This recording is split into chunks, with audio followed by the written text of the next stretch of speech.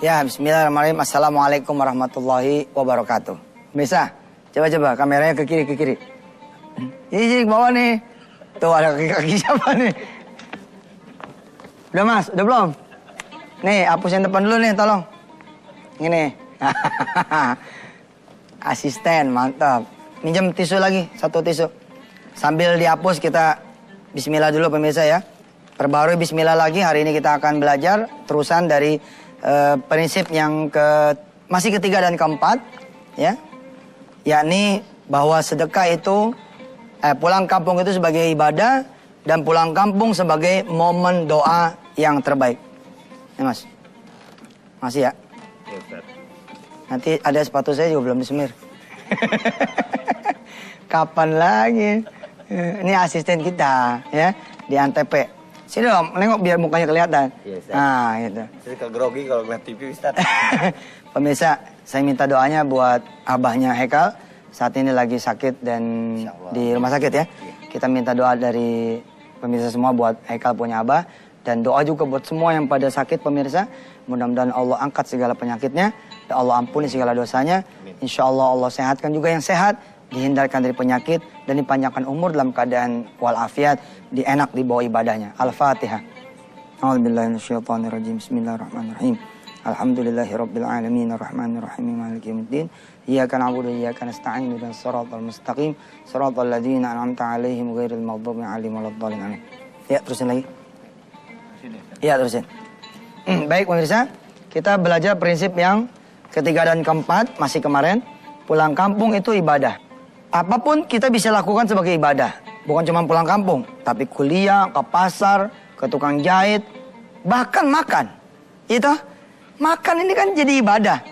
Ente makan tuh jadi ibadah. Selama makan jadi ibadah, maka ibadah itu bisa menjadi momen doa yang terbaik. Jadi pulang kampung, kalau kita bikin prinsip yang keempat ya, pulang kampung sebagai momen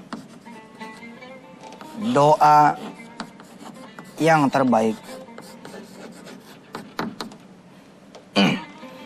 Tidaklah salah dan tidaklah berlebihan kalau saya ingin mengatakan kepada saudara semua adalah, ya, mantap ini. Saya dulu paling seneng ngebantu guru ngapus.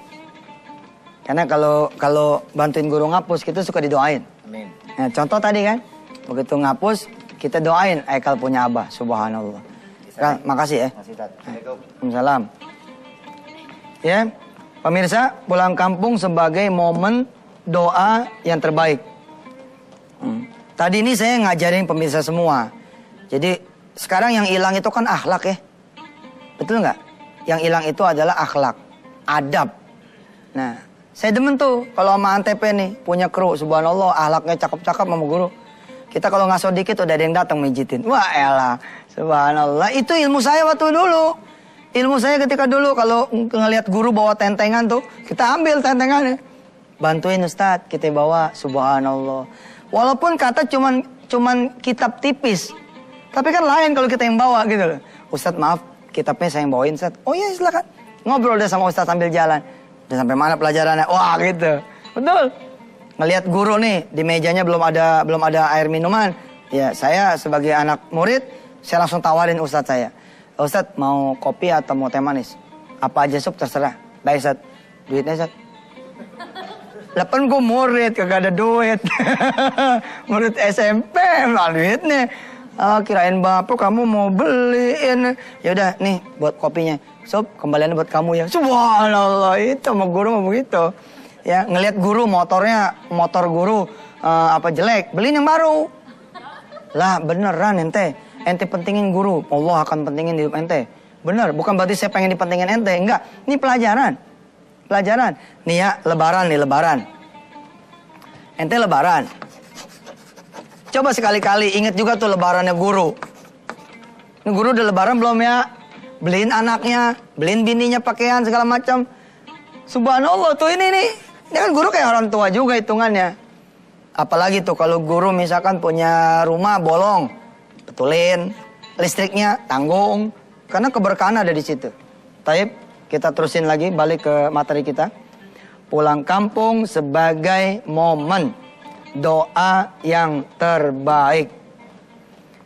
Tidaklah salah dan tidaklah berlebihan saya mengatakan kepada saudara semua, bila saudara menghendaki perubahan nasib. Perhatikan kalimatnya. Bila saudara menghendaki perubahan nasib, ya, keadaan, apakah ini ekonomi,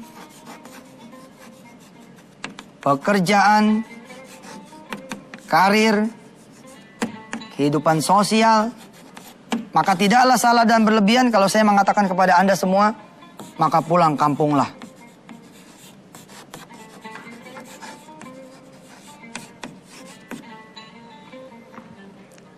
Dari mana cara saya berpikir seperti ini? Kok mau berubah nasib?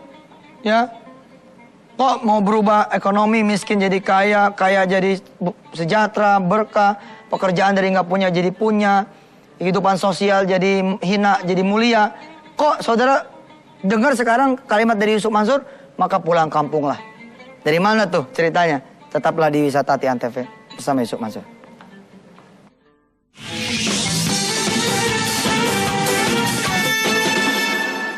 Saudara, mudah-mudahan saya berdoa ya, saudara tuh nggak ketinggalan nih Antv ya. Karena ini terkait nih, dari mulai prinsip 1, 2, 3, 4 sangat terkait. Ya, sekarang saudara melihat tulisan saya. Bila saudara menghendaki perubahan nasib, keadaan, ekonomi, pekerjaan, sosial ya, termasuk sini rumah tangga, atau bahkan ingin diampunin dosanya oleh Allah Subhanahu wa taala, masuk surga, terhindar dari neraka. Wih, mantap kan? Maka pulang kampunglah. Keren. Ustadz nyuruh pulang kampung. Gimana ceritanya sih? Logikanya dong main. Asal apa? Asal pulang kampung ini sebagai ibadah. Pulang kampung ini sebagai apa lagi? Bagi momen doa yang digunakan. Begini ya. Logika nih, kita main logika.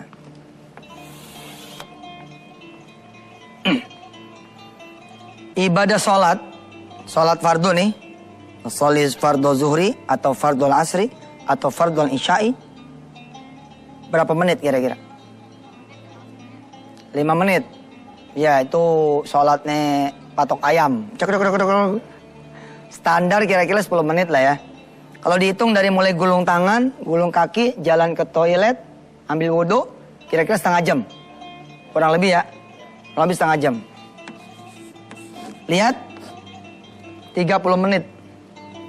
Selama 30 menit ini ente ibadah kepada Allah. Sepakat? Nggak ada yang nggak sepakat. Semua sepakat ibadah. Maka lihat durasinya. Tidak berlebihan kalau saya mengatakan cuman 30 menit. Apa yang membedakan sholat menjadi ibadah yang utama? Karena sholat ini ngadep Allah langsung. Itu dia yang membedakan. Itu aja tuh membedakan tuh. Bukan itu aja Ustadz. Itu yang membedakan. Iya, masih ada yang lain. Ini yang membedakan antara sholat sebagai ibadah sama di luar sholat yang kita jadikan juga ibadah. Bedanya adalah bahwa sholat ini memang beda karena sholat ketemu langsung sama Allah. Tapi secara durasi, pulang kampung ngalahin tuh ibadah sholat. Ente hitung aja, kalau bangsa orang pulang kampung tanggal 28 Ramadan, nyampenya kapan? Berapa? Orang kalau jalannya dia tanggal 28 Ramadan, ini kan udah macet-macetnya nih, betul nggak? Ini bisa nyampe itu 1 Syawal loh. Bisa nyampe 1 Syawal tuh, percaya nggak? Macet, perjalanan 2 hari 2 malam orang. Ya ini kenyataan nih. Ya, atau paling enggak perjalanan hitungannya 1 hari 1 malam. Bayangkan saudara, bila mana saudara bisa menjadikan pulang kampung saudara sebagai ibadah, maka saudara punya poin ibadah selama itu pula, yakni 1 hari 1 malam. Allahu Akbar. Dan uniknya saudara, ibadah pulang kampung ini terjadinya berjamaah. Paling kurang tuh sekeluarga. Artinya apa? Anda bisa beribadah juga bersama-sama. Anda bisa berdoa bersama-sama. Maka saya bilang, ketika saudara ada di bis, jangan segan-segan saudara berdoa kepada Allah Subhanahu wa taala ketika pulang kampung itu. Ya Allah, saya pulang kampung, Kau tahu keadaan saya seperti apa di Jakarta. Keadaan saya seperti apa di kota-kota besar ya. Terserah saudara pulang kampung dari mana asalnya, sebut saja. Ya Allah, perbaikilah keadaan saya sih, lihat. Perbaiki keadaan saya, ubah nasib saya, lihat. Berikan saya kenaikan ekonomi, lihat. Berikan saya pekerjaan, lihat. Ubah hidup saya begini begitu terus sampai minta ampun segala macam. Doanya pada saat Anda melakukan aktivitas pulang kampung dan selesai. Kira-kira dipahami logika ini? Kenapa saya bilang pulang kampung lah kalau pengen berubah ini? Durasinya lihat tuh, 1 hari 1 malam. Tapi rumus ini menjadi rumus yang umum. Kalau saya jadiin rumus, ini tuh ya menjadi sebuah harapan kita kepada Allah, hope. Nah, ini rumus nih. Oke, perhatikan titiknya nih. Garisnya perhatikan, coba kamera. Lihat, ini syarat nih. Ya, ini syarat. Ibadah, doa. Pulang kampung. Nah, ini bisa diganti nih. Contoh, nuntut ilmu. Ima ke sekolah. Ima ke kampus. Ima online. Kalau Anda berhasil menjadikan aktivitas Anda, sekolah, kampus, belajar online, sebagai juga ibadah dan momen doa, maka rumus ini menjadi berlaku lagi. Bila saudara menghendaki perubahan nasib, keadaan ekonomi, pekerjaan, karir, sosial, rumah tangga, diampuni Allah, pengen surga, tutup neraka, maka sekolahlah, kuliahlah. Bisa diganti lagi jadi apa? Bekerjalah, berdaganglah, bisa. Ini rumus buat umum kok. Syaratnya apa? Syaratnya semua yang saudara lakukan harus punya nilai ibadah, menjadi ibadah, dan menjadikan saudara semua bisa berdoa kepada Allah. Alias apa nih di sini? Sebenarnya ini rumusannya apa? Rumusannya adalah aktivitas saudara di sini. Kebetulan aktivitas saudara yang kita omongin sekarang adalah pulang kampung. Kita terus insya Allah setelah yang berikut ini.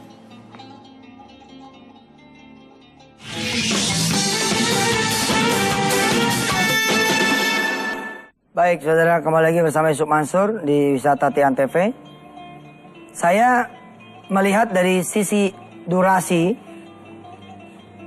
pulang kampung ini luar biasa, durasi panjang sekali. Sholat saya bilang tadi dihitung dari mulai keluar dari meja, keluar dari ruangan sampai ke musola, kantor, masjid kantor, gulung tangan, gulung kaki, wudhu segala macam, kemudian pulang 30 menit. 30 menit durasinya. Tapi kalau aktivitas saudara bisa saudara jadikan ibadah, sesungguhnya durasi akan lebih panjang lagi. Kepada mereka yang menuntut ilmu, ya, saya katakan kepada mereka semua bahwa durasi ibadah saudara luar biasa. Saya sempat kuliah di UIN, ya, alhamdulillah UIN Syarif Hidayatullah Jakarta. Saya berangkat dari rumah di Jembatan 5. Rutenya itu saya naik M15, jurusan kota Jembatan 5, Tanah Abang. Kemudian nyambung lagi dari Tanah Abang, naik Koantas Bima. 102.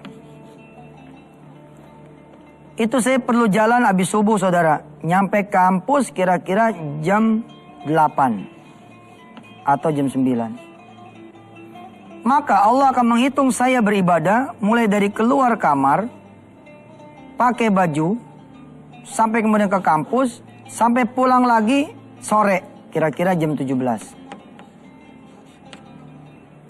Ketika saya menghitung waktu begitu lelahnya, saya kemudian kos. Kos pun dihitung oleh Allah SWT sebagai ibadah saya karena keluar dari rumah untuk menuntut ilmu. Sampai nanti saya berhenti dari kos saya pulang lagi ke rumah, tetap dihitung sebagai ibadah. Saya meyakini nih, durasi ini lebih hebat nih. Bila kemudian saya jadikan ibadah. Ketika saya sudah berhasil menjadikan ini ibadah, saya doa sepenuh hati ketika kuliah. Alhamdulillah. Anda bekerja, coba. Durasi apa ibadah yang ngalahin ibadahnya orang-orang yang kerja? Coba. Kerja berapa jam? Satu hari? Hah? 8 jam normalnya. Tapi ditambah dengan macet jadi berapa? Pulang pergi. 12 jam. 12 jam itu. Tapi saudara bisa punya durasi lebih panjang lagi dengan saudara niat dari malam. Jadi begitu mau tidur, saudara niat, besok saya mau kerja karena Allah. Wah, hitungannya lebih panjang lagi tuh durasinya. Saudara punya kantor, punya showroom, punya usaha, punya pedagangan, punya pasar. Sesungguhnya mulai dari rumah, pasar, sampai rumah lagi. Rumah, showroom, sampai rumah lagi. Rumah, toko, kios, sampai rumah lagi. Seluruhnya dihitung oleh Allah, ibadah. Ketika dihitung oleh Allah ibadah dan saudara bisa menjadikan ibadah, sesungguhnya kesempatan saudara berdoa seluas itu juga. Woi, dahsyat itu. Apalagi coba yang ngalahin durasi kerja. Puasa boleh. Puasa boleh. Puasa kecuali puasa sunnah. Kalau puasa Ramadan 24 jam nih. Kalau puasa sunnah nggak 24 jam. Mulai dari niat, nyaur, sampai berbuka. Selesai. Karena tidak ada ibadah malam harinya yang terkait dengan puasanya. Tapi kalau puasa Ramadan 24 jam. Oke, di luar puasa Ramadan, ibadah apa lagi yang durasinya lebih hebat daripada durasi pekerjaan? Haji boleh. Pergi haji tuh benar tuh. Pergi haji selama 40 hari tuh. Kalau yang plus kira-kira 26 hari atau 9 hari ngambil yang penting lalu bayar dam misalkan gitu. Ini kebiasaan tuh. Kalau pergi haji main bayar-bayar aja. Janganlah dinikmatin pergi haji itu. Ya, jangan mentang-mentang sibuk. Sekali-kali dalam seumur hidup, cuma sekali kok ibadah haji itu wajibnya. Pilih yang 40 hari lah. Paling enggak pilihan 26. Supaya semuanya itu jangan pakai duit. Dilakukan saja. Baik, oke ya. Haji itu luar biasa. Haji itu 26 hari. 26 hari kali 24 jam. Itulah hitungan saudara ibadah. Tapi saudara hari ini belajar tuh. Ternyata ada ibadah yang durasinya gila-gilaan. Yakni ibadah pulang kampung. Selama saudara pulang kampung. Saudara tuh pintu langit lagi dibuka oleh Allah SWT. Pintu langit. Allah bilang siapa yang berdoa padaku, aku akan kabulkan saat kalian beribadah. Artinya apa? Selama 2 hari 2 malam, saudara menempuh perjalanan pulang kampung. Selama itu pula, saudara ditunggu doanya oleh Allah SWT. Berdoalah, insya Allah saudara akan berubah nasibnya setelah pulang dari kampung. Masya Allah. Apalagi saudara kan bukan cuma pergi, ada pulangnya lagi kan. Dan ada selama di sana, kecuali overstay nih. Saudara niat misalkan selama di kampung kira-kira seminggu. Berarti sesungguhnya saudara selama 2 hari sebelum pulang kampung, di kampung, 2 hari pas pulang kampungnya lagi, 8 hari berarti, atau 10 hari, maka itu dihitung oleh Allah SWT sebagai ibadah. Dan selama 10 hari itu, langit tetap terbuka. Saudara tinggal rajin begini aja. Subhanallah. Kita berdoa lagi pemirsa, pada Allah SWT, mudah-mudahan ilmu dibuka, wawasan dibuka, hikmah dibuka, mudah-mudahan Allah bikin ini jadi berkah. Al-Fatihah berikut saya hadiahkan buat yang belum berjodoh. Mudah-mudahan bisa berjodoh yang soleh-solehah. Buat yang belum punya anak, mudah-mudahan yang pada punya anak soleh-solehah. Yang sudah punya, biar jadi anak yang soleh-solehah. Hafal Quran. Amin. Insya Allah. Buat yang sakit jadi sehat. Sehat jadi terjaga kesehatannya. Yang punya utang. Yang punya utang nih pemirsa. Ada yang punya utang? Coba ngacung. Ada? Nggak kelihatan Ustaz. Iya, ngacung diri aja. Allah Maha melihat. Fatihah ini buat saudara yang punya utang. Biar lunas utangnya dan nggak ngutang lagi. Yang dibiasain ngutang lagi. Ya. Buat saudara yang lagi pada susah hidupnya. Biar Allah angkat semuanya. Yuk kita sama-sama membaca suratul Fatihah. Sebagai doa kita kepada Allah SWT.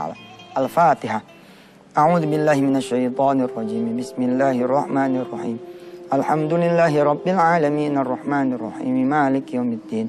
Iyyaka na'budu wa iyyaka nasta'in. Ihdinas siratal mustaqim. Siratal ladzina an'amta 'alaihim ghairil maghdubi 'alaihim waladdallin. Amin. Jangan lupa pemirsa, habis lebaran, saya tunggu anak-anak saudara yang saat ini kelas 3, 4, 5, 6 SD, daftarnya sekarang. Setelah habis lebaran nanti, daftarnya habis lebaran, insya Allah mudah-mudahan kita akan bimbing saudara semua punya anak, agar masuk nanti Darul Quran, sudah dalam keadaan siap Qurannya, siap ibadahnya, siap bahasanya, insya Allah. Saya Yusuf Mansur, wassalamualaikum warahmatullahi wabarakatuh.